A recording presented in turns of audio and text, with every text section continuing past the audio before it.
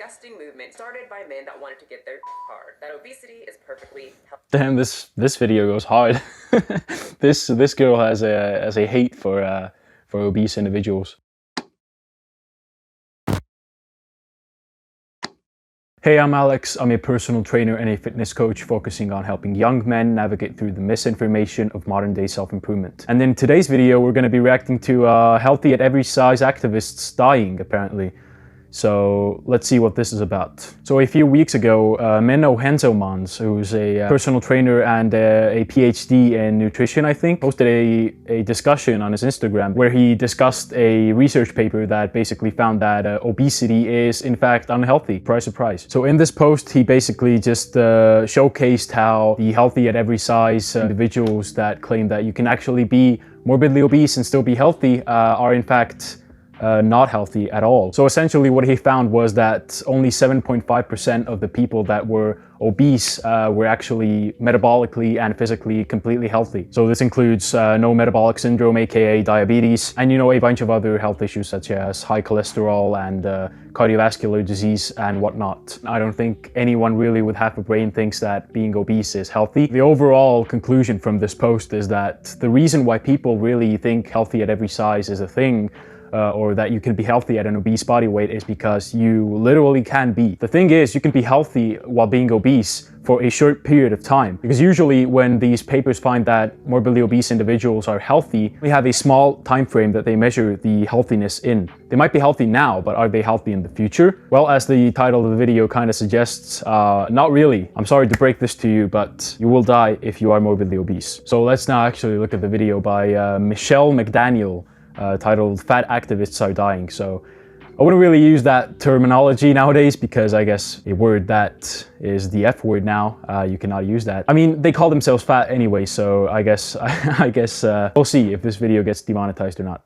The fat acceptance movement, also known as fat pride, fat empowerment, and fat activism, is a social movement which seeks to eliminate the social stigma of fatness from social attitudes by pointing out the social obstacles which are faced by fat people to the general public. While many people in this group have determined and spread through social media that obesity is not as bad as we have always thought, or that science has proven.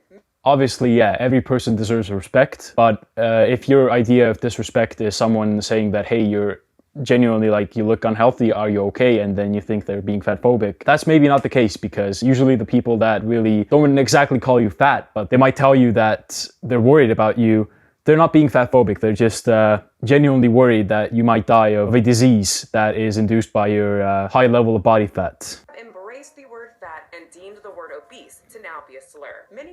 So this is what I was talking about. The word fat is the new, I don't know, like N-word, I guess. It's going to be banned in the future, I'm sure of it. Won't even say the word in their home. Said to me, well, have you eaten? And I said, yeah, I had some pizza earlier. And they said, you need to eat something like a bit more healthy. Now, there are a few words that I don't allow when somebody comes into my house, and healthy is one of them. In fact, the NAA... That's pretty depressing. The word healthy is not allowed. What have we come to? The National Association to Advance Fat Acceptance, which was started by a white man who actually had a fetish for oversized women and started the group to bring acceptance to him and his in hopes less people would... So the healthy at every size movement is basically a fetish thing. They don't like that the numbers show, factual numbers by the way, show that being obese causes taxpayers more money. They also do not like that fatness or obesity is connected to disease and poor health because it makes them feel bad. Generally, yeah, people don't like their feelings getting hurt, and I think it's fine necessarily because nobody likes their feelings getting hurt, but these types of movements usually they start off nice with a good idea and they move to something that is quite dangerous actually to an extent. So I guess we'll find out in this video if it's going to actually discuss that area or not. I shall read on. The NAAFA mobilizes the term, in quotes, fat in its fight against weight discrimination and fat phobia in all aspects of life, including in employment, healthcare, and education. Similarly, as social scientists, we use the term fat rather than the deeply problematic medical term obesity, which causes harm to people under the guise of benign objectivity. These groups, and what I have shown you on this channel many times of the fat activists on TikTok saying the word obese causes harm, but interestingly enough, they never talk about the harm that obesity causes. I mean, how could they? Many of them do not even believe in science when it proves obesity comes with risk. Virgis Hovar, who I'm making a video of later, has said if science does not satisfy over 60% of the population who are obese, then we should just boot it out the window. By the way, isn't healthcare like paid in the US? Like I don't know how it's a drain on the healthcare system if they're paying for it. Like I get it if it's someone who's in a country where healthcare is free, then yeah, obviously it's gonna haggle down some resource from people that are not obese, you know, don't have a medical condition by choice, essentially. Let me know in the comments if the healthcare situation is different, because I wouldn't know. I don't live in the US, unfortunately. Or fortunately, I guess. Bloggers saying there is no such thing as healthy food, everything's created equal, and we should never let these white males stop us from living our lives with their racial BMI chart. Well, do you know what is starting to bring some of these fat activists down? No, it's not the use of the word obesity, it's heart attacks and heart complications. Yes, and many of these fat activists are staying silent, looking the other way and continuing to perpetuate this disgusting movement started by men that wanted to get their hard. That obesity is perfectly healthy. Damn, this video goes hard. this girl has a hate for obese individuals. I don't have a hate for them. I just think that they are misguided. Just like literally anyone dealing with any sort of issues in this world, they just they start blaming other people when they feel like they are lost. So I think these people can be helped with adequate information, and instead of shaming them and calling them out and, you know, being pieces of shit towards them, I think we can figure out a way to actually navigate this in a much more friendly way, I guess.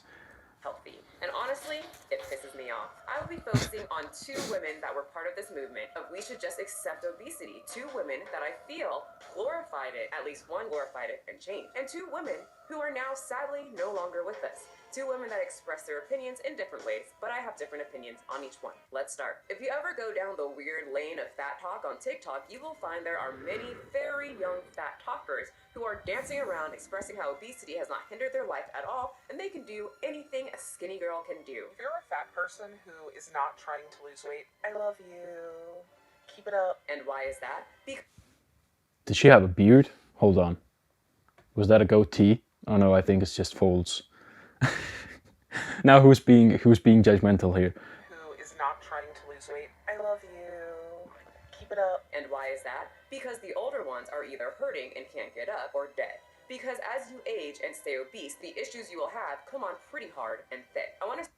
Yeah, so that's the first thing that I already talked about, that I mentioned, was these people are healthy for a very small period of time. When you see someone who's obese saying that I have no problems, I have no back pain, I have no sleep issues, whatnot, you know, maybe they might have issues walking up the stairs, but, you know, some fat people don't even have issues actually using the stairs, which is surprising. It just goes to show how powerful the human body is when it's young. But like years down the line, they will start experiencing issues such as cardiovascular disease, high blood pressure, movement issues, and then they will end up on the My 600 Pound Life TV show, which is a good show. It's a good show to watch while you're eating your chicken and broccoli and thinking, wow, I don't wanna end up like this. Start with the oldest fat activist who sadly left this earth at the age of 42, Kat Pazé. Told about obesity, we're in the middle of an epidemic, extra body weight causes, you know, heart problems, diabetes. What do you say to that?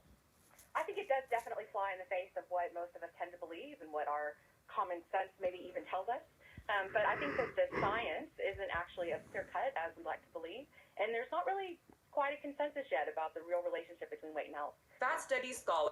So this is false. There is a direct correlation with body weight and health issues. So this is not just fat people. This is actually like bodybuilders that are huge as well. If you've ever heard of sleep apnea, for an example, there are guys that are not fat, they are actually quite lean, but due to their very large amount of muscle mass, their necks just are so big that it starts pressing down on their thorax, and they cannot breathe while they sleep, essentially. So not only is excessive fat and obesity associated with health issues, but it's just body weight anyway. So it's stupid to say that science has not reached a consensus on this, because it definitely has. And of course, you know, the unlimited amount of studies showcasing that higher body fat is a direct result of metabolic syndrome and also helps exacerbate the effects of metabolic syndrome. So it's sort of like a rolling ball where you get metabolic syndrome, then you get fatter, then you get more metabolic syndrome, and eventually you have to cut your arm off because you simply have so much diabetes in your system that you just simply cannot move and you simply cannot function without having your arm cut off. Steven Crowder, a political commentator mostly known as the Change My Mind guy, where he sets up a booth and asks people to change their mind about controversial topics, actually infiltrated a fat studies conference at Macy University. His experiment was to see if these people are so accepting to everything stupid. He decided to write a paper, say a few trigger words, and hopefully be accepted in this community. So he dressed up in a fat suit, slapped on a wig, and wrote a bogus paper to hopefully be accepted into the fat studies conference based on a poorly written, full of trigger words paper. And of course, he had to have the Pikachu cup and the Trump/Pence must go ornaments in the back to really sell to them and gain their acceptance. And he did. They absolutely loved his video essay. This guy went far and beyond to infiltrate, I guess. Yeah, it's it's very interesting to see this actually work out. For each scoop of Ben & Jerry's, or whatever your preferred food may be, I would like to see it restructured, and it should be seen as an act of resistance, not only against homophobia, but against fat phobia. And guess whose fat studies? Homophobia. Okay, so there is an actual point to this, even though I know this is satire and this is making fun of the HAES movement, but you can actually utilize Ben & Jerry's and all sorts of junk food to your advantage.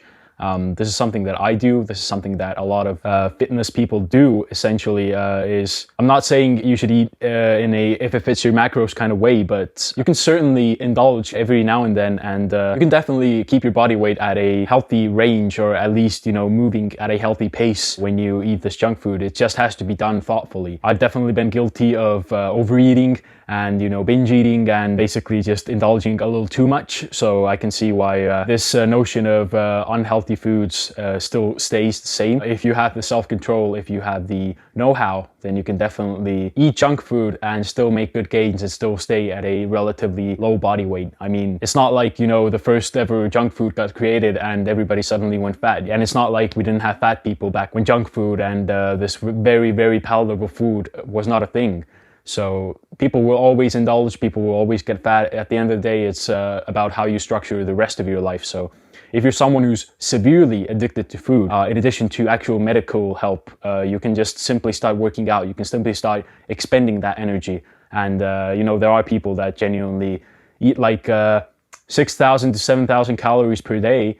They get their protein in because obviously you're going to get some protein in with that high of a calorie surplus, but they expend that energy too. You know, they run marathons and they work out like heavily, and they do like martial arts and stuff like that. So you can definitely have a healthy body weight eating Ben & Jerry's. Just Google bodybuilder eats Ben & Jerry's and you will see. Look at the bodybuilders doing the mukbang challenges. Now obviously they don't eat like that every single day, but you can see where I'm going with this, right? You can definitely eat these foods and still stay healthy. So, but of course, the issue is with obese people is that they indulge, but they don't actually have any physical activity. So that's the reason for obesity mainly. Later, after Crowder's show aired, Dr. Pazé passed away. They did not release the cause of death, but they said medical condition, which many are theorizing that it was an obese-related issue, but they don't want the exact cause getting out because of the work that she did, and many people on the internet can be ruthless. And if it was someone else who was just minding their own business and being fat who passed away, I would understand that. And you might be thinking that this is a very insensitive video,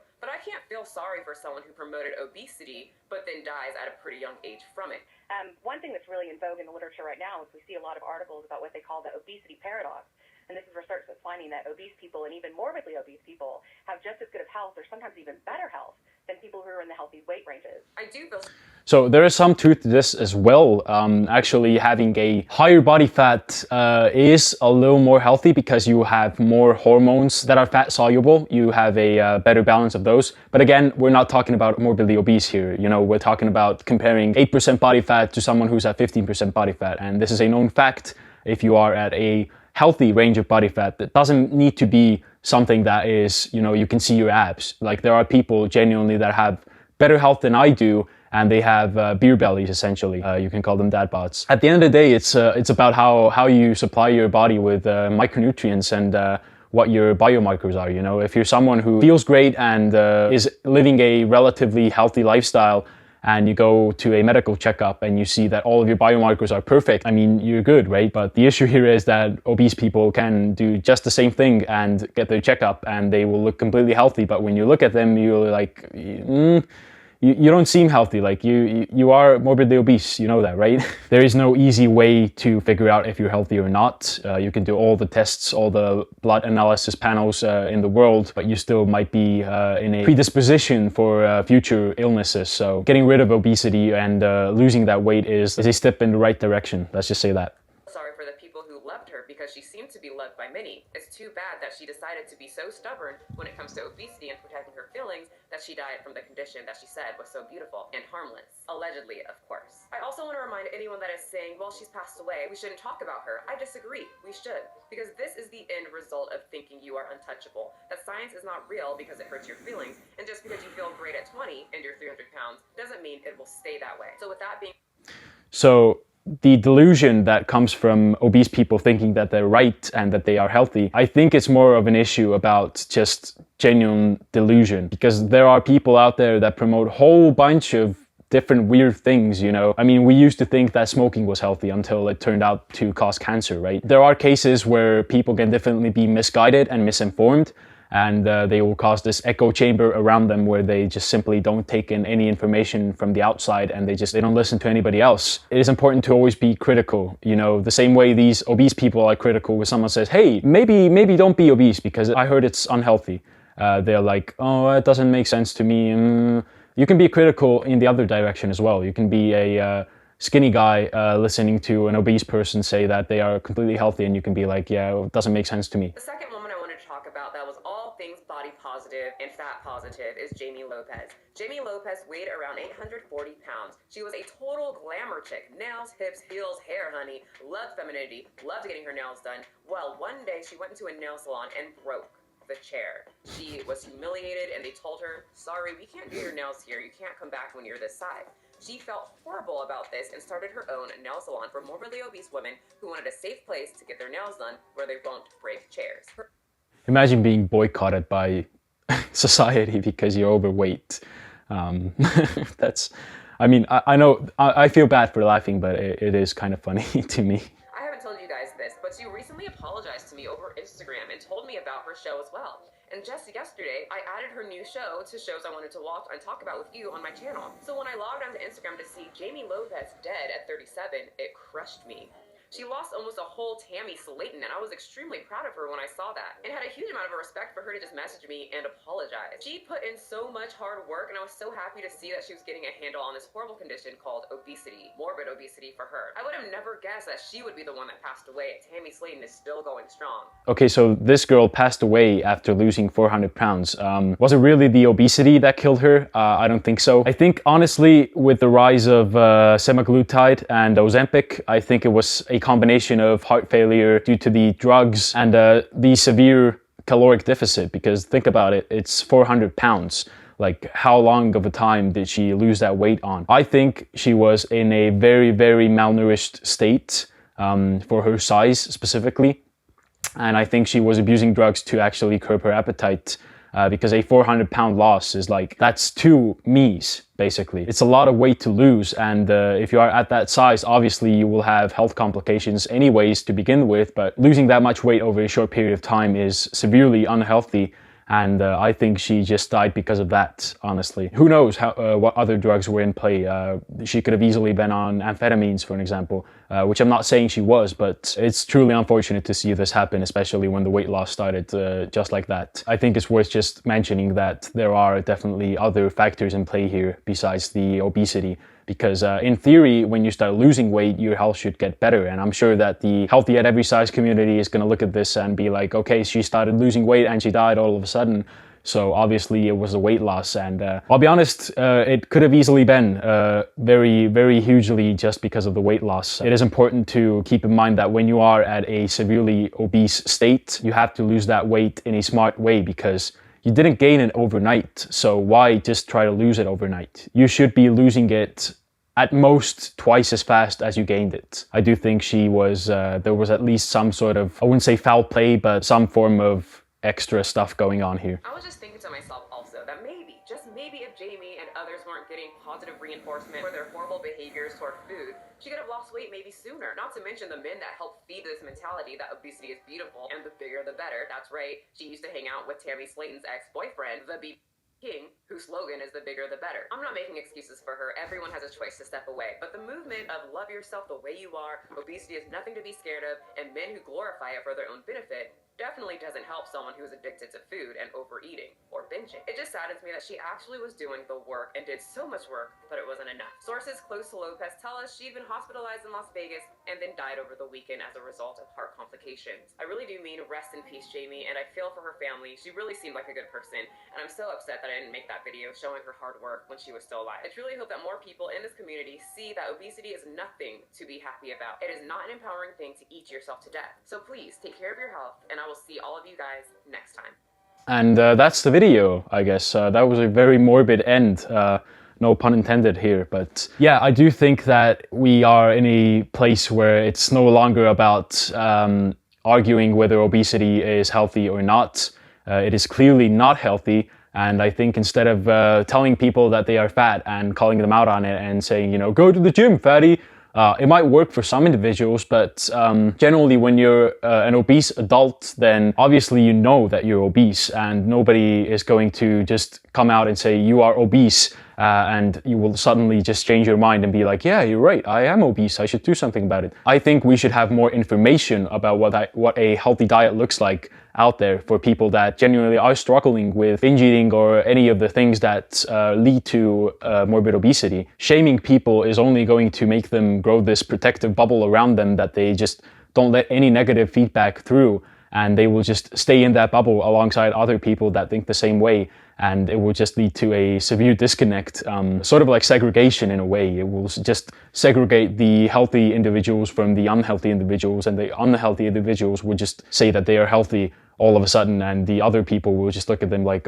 are you serious? You really think you're healthy right now? So if you're someone who is either obese, or you know someone who is obese, or not even obese, just you know, in an unhealthy place that could lead to obesity, instead of shaming them, instead of saying, oh, you're so fat, you should eat less, just tell them like, hey, did you know that this box of cookies has like 1,000 calories in it, and if you eat this like once a week, then you will gain this much weight over this period of time, you know? Like putting it into numbers for some people just works better. And obviously, just like any addiction, we can actually cure addiction with therapy. So just like you would take a drug addict and you would put them into rehab, I think we should have an actual fat people rehab location as well. I think if we have more of these supportive facilities around the world, an environment where you can lose weight and you can learn healthier behaviors long term, then it will lead to a positive net balance of less obesity overall. At the end of the day, guys, beauty is subjective, especially if you're someone into BBWs, I guess. But health is not. So just look at the right research, realize what is true, what is not, and share that knowledge around the world, just like I am with this video right now. Yeah, if you enjoyed the video and if it made you think, then share it with someone who might find it useful as well. And I'll see you in the next one. Fly high.